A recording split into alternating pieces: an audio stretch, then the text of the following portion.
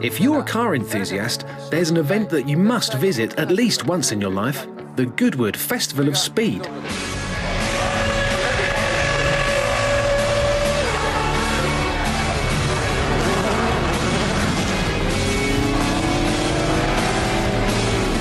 In the summer sunshine of the south of England, the Goodwood Festival of Speed takes place every July.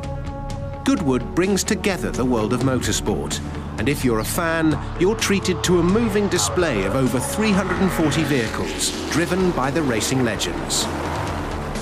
In this second programme, Kazunori Yamauchi, the producer of the Gran Turismo series, immerses himself in the Festival of Speed, meeting the stars of Formula One and other celebrities.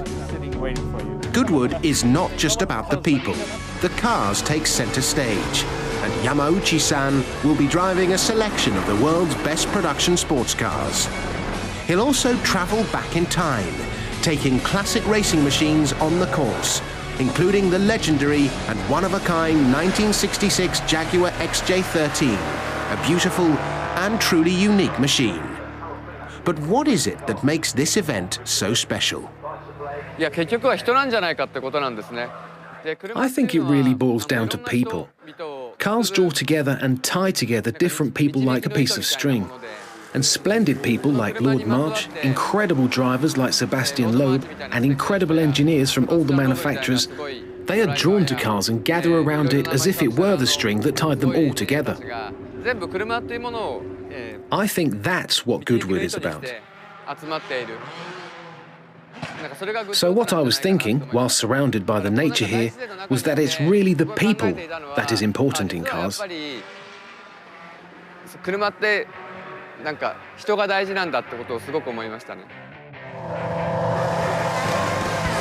F1 teams are out in force at the festival. Their runs up the hill are not timed, which gives them the freedom to cut loose and put on a show for the fans who are just meters away.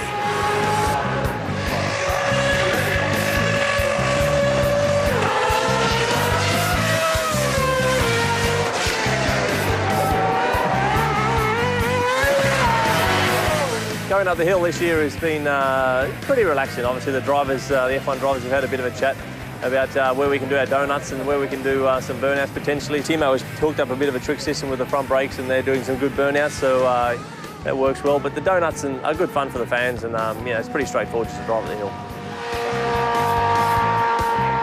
One driver more than any other gets an extra special welcome from the crowds. The reception you have here is phenomenal. I just can't believe how many people actually come down. You know, supposedly it's been something like 50,000 each day. Yeah. Supposedly today is even more. But coming back as world champion with #1 in the car, it's a very, very special experience for me. You never switch off, and I still want to win. There's something inside of me that tells me just to keep pushing. Recently retired from F1, but back this weekend driving a selection of cars, including the Red Bull F1, is David Coulthard. So, are you driving a Williams car today? I won't know. I drive the old Mercedes, 1939 Mercedes, and the Red Bull. There is a Williams celebration on Sunday with Frank Williams, and my career starts with Williams. So I go, I see Frank, and say thank you. I've always been a Formula One fan, and you, David, have always been a Williams driver, as long as I've been a fan. My opportunity came after the death of Senna, so a very difficult situation. You know, he was killed, and then I started my career. So, enjoy your drive today. This is my first run today, and my last run was 4 years ago, so I'm going to be careful.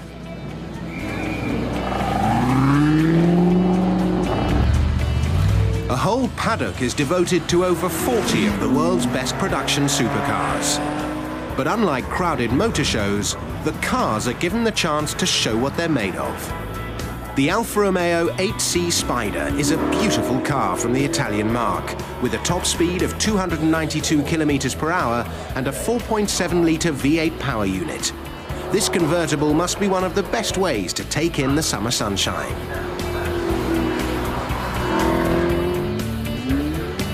Almost the embodiment of Japanese innovation, the Nissan GT-R Spec V feels very much at home let loose on an English country road.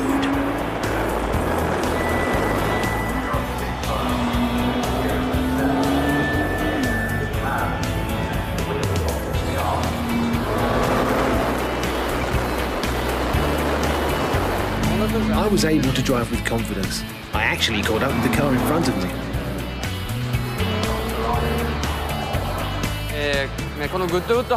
There's a quiet garden behind the Goodwood house, very green with a big tree. That's my favourite place. I like the moments in that serene location where the exhaust notes of the racing cars echo throughout. The lawns next to the Great House play host to the Cartier Style et Luxe Concours competition, where cars are judged on design and aesthetics by an expert panel from across the arts world.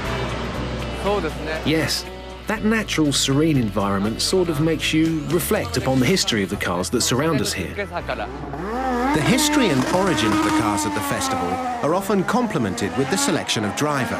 And this year, Bruno Senna, nephew of all-time F1 legend Ayrton Senna, drives his uncle's championship-winning McLaren MP44, which won 15 out of 16 Grand Prix in the 1988 F1 season.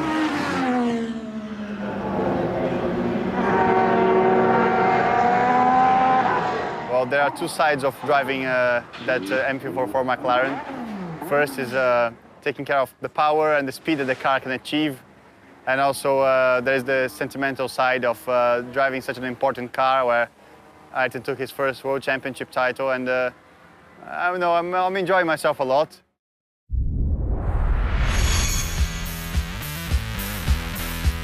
Some cars are more suited than others to the course. The 1992 Audi V8 Quattro DTM proved an inviting drive for Yamauchi-san. It should be very fast and very easy to drive. And it's a four-wheel drive, so I'll be able to floor it with confidence.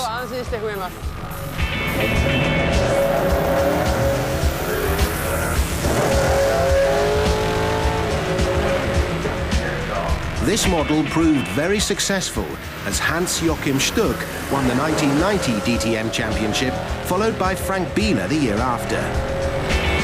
In its full race spec and original livery from the 90s, coupled with the legendary Audi Quattro system, what more would anybody want to take on the twists and turns of the Goodwood course?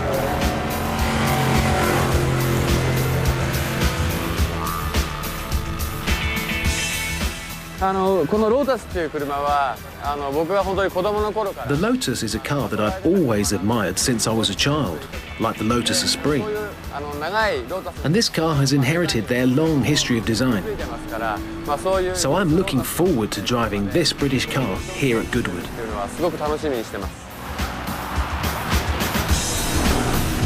The Evora is the latest offering from Lotus. Created in a mere 27 months, and with rumours that a convertible and supercharged version will be made, it's sure to be another success for that most English of sports car manufacturers.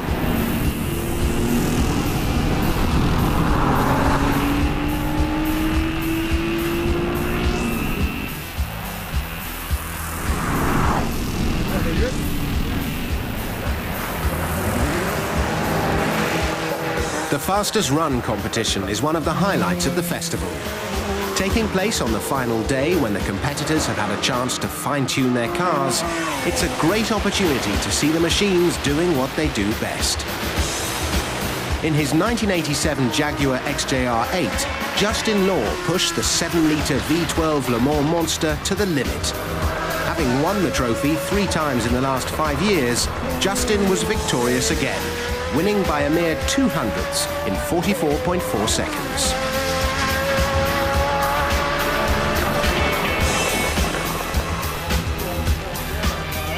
Justin Law, 44.4 seconds.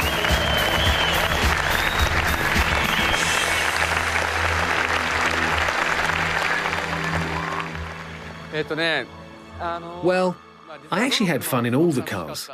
But considering the location here at Goodwood, I must say I enjoyed driving the Jaguar XJ13 here and it really was a fulfilling experience. The XJ13 was the first mid-engine Jaguar and the first to house a V12. It was powerful and stunningly beautiful, with a design by Malcolm Sayer, who also designed the classic C, E and D-type Jaguars.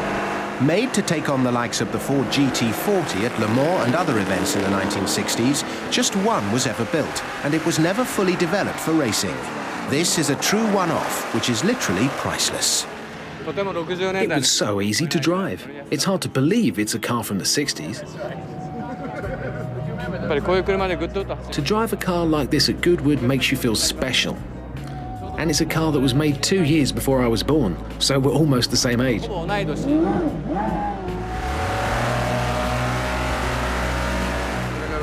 The mere fact that this car is still moving is unbelievable. That it actually still functions and drives.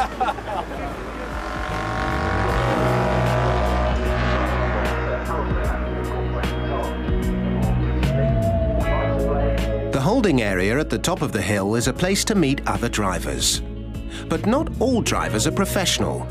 There are many people from different walks of life, but one thing binds them together. They all share a love of cars, no matter where they're from or what they do.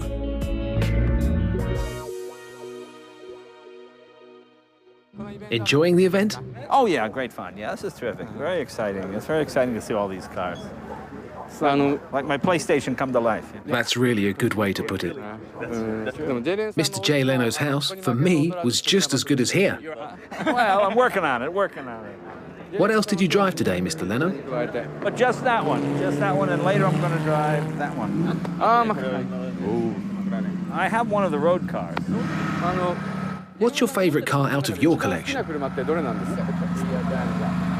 Well, it's hard to say. I wouldn't have all those cars if I had a favorite. You know, it depends on your mood. Sometime I'll be reading a car magazine, and I'll read a story about the Mustang GT350. Then I have to go drive mine. I mean, it depends what, you know. It's like I drove the C-type Jag. I want to go home and drive my Jag. It's like every girlfriend you ever went out with is sitting waiting for you. You can go pick one.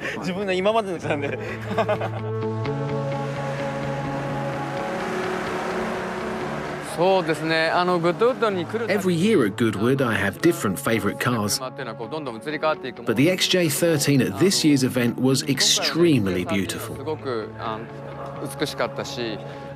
And the newest Audi R15 I saw at the top of the hill had a real functional beauty about it as well.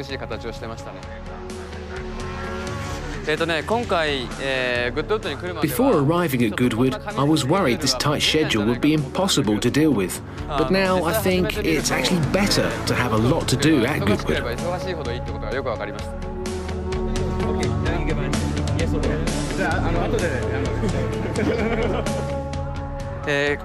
In a word, what it all boils down to is that the ingredient which makes cars so spectacular is the spectacular people involved with them.